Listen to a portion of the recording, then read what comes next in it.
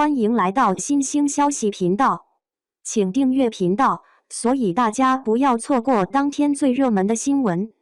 我们今天的时事通讯包括以下内容：赵丽颖新剧火了对话主创，这是一部向90年代弄潮儿致敬的作品。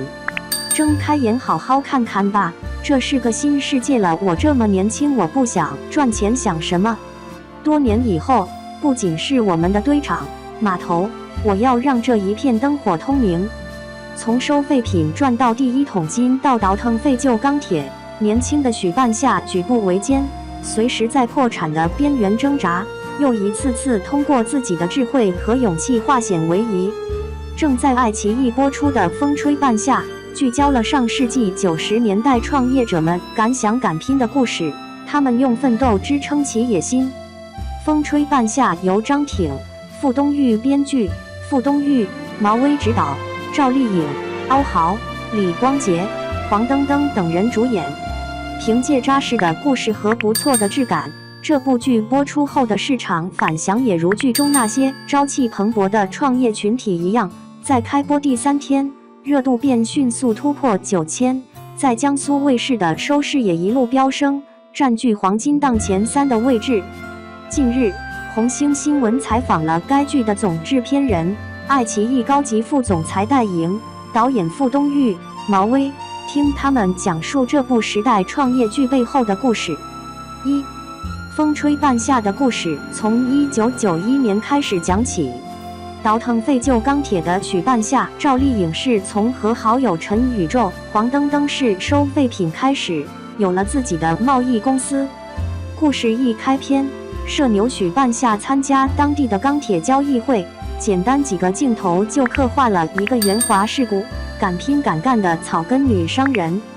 交易会上，许半夏会带着礼物挨个拜访客户，笑意盈盈地和对方联络感情。听说可以去北边收低价废钢，许半夏上赶着要参与，满口奉承话。为了争取更多的钢铁份额，刚才还笑嘻嘻的许半夏一秒变脸，话里有话威胁合作方帮自己。人物生动的同时，剧中对年代的还原也让人一秒穿越。1991年，还在收废品的许半夏，同萧齐、欧豪士和陈宇宙一身洗得发白的牛仔服，完全是那个时代的潮流先锋。到了1996年，事业小有成就，许半夏大多数时候戴着大耳环，穿着套装裙，加上大波浪卷发。不少观众留言，看到许半夏就想到了相册里妈妈那个年代的照片。剧中，许半夏的桑塔纳以及赵磊、李光洁是乘坐的雷克萨斯轿车，都是那个时代有钱人的标配。已经消失了数年的翻盖手机，则是那个时代大款的标志。街上墙壁上的标语和广告，家里绿色的半截墙壁，都营造出浓浓的90年代气息。2. 风吹半夏根据安奈小说改编，傅东玉和毛薇执导，张挺、傅东玉担任编剧。曾拍过大量现实主义作品的傅东玉坦言，一开始聊这部剧时心里既兴奋又忐忑，我对现实主义是有偏好的，又听到是安奈的东西，张挺的剧本，我是有着一种兴奋感的。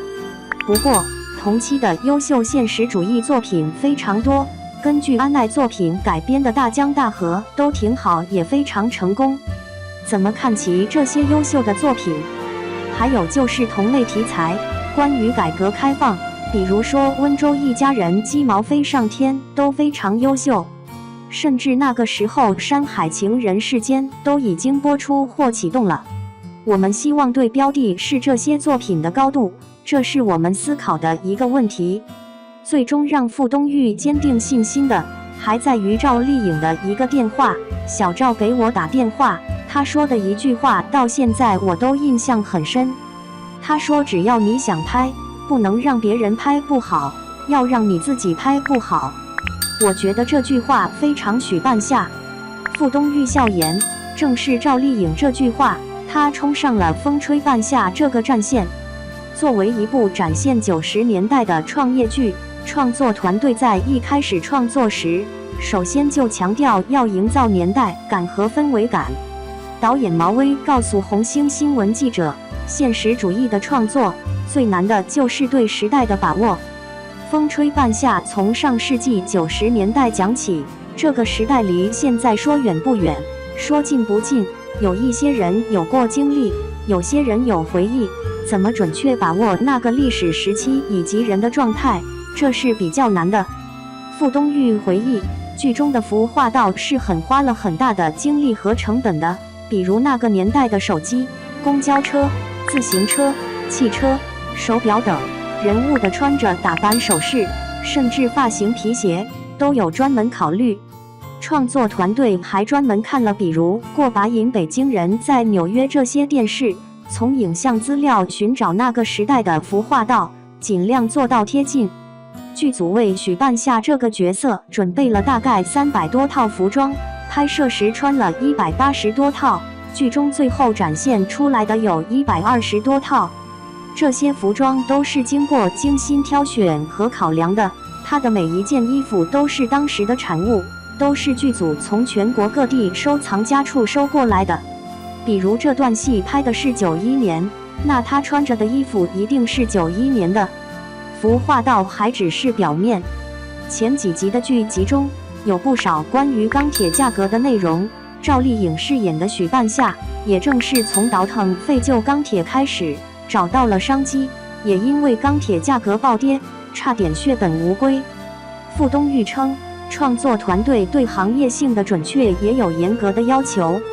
在开拍之前，导演组跟责编组恶补了大量中国钢铁业政策变化、结构变化等相关内容的功课，比如钢铁的产能、钢铁生产的流程、钢铁产业工人的数量、钢价的波动情况和地区性差异。3. 风吹半夏是一个以女性创业为主线的群像戏，赵丽颖饰演的许半夏也让人眼前一亮，演出了许半夏无知者无畏、敢想敢干的闯劲儿。选择赵丽颖出演许半夏，是傅东玉在看完阿奈小说以后脑子里蹦出的第一人选。我和他在理想照耀中国时有过短暂的合作，但没有特别深入的了解和认知。我觉得他比较有劲儿，觉得挺合适的，一聊就碰上了。傅东玉用心遂所愿来形容这次的演员班子，比如看剧本时就觉得欧豪和李光洁适合，没想到最终就成了。在配角方面，也邀请到了刘威、冯佳怡、柯蓝、任重、黄登登这些演员参加，他们在一起的组合能够有1+1大于2的化学反应，演员们都很给力，非常配合。风吹半夏虽然是以女主角的创业为主线，但傅东玉认为这部剧绝不仅仅是展现许半夏一个人，不能单单是一个女性的发家史、奋斗史，否则会单薄和苍白，而要通过群像来展现时代，所有的角色都是相辅相成、相互映衬的。在一个导演的眼里，每一个角色都像绘画当中的每一块颜色，才最终凑成了这幅画。这是我的感受。每一个角色都会有你意想不到的变化。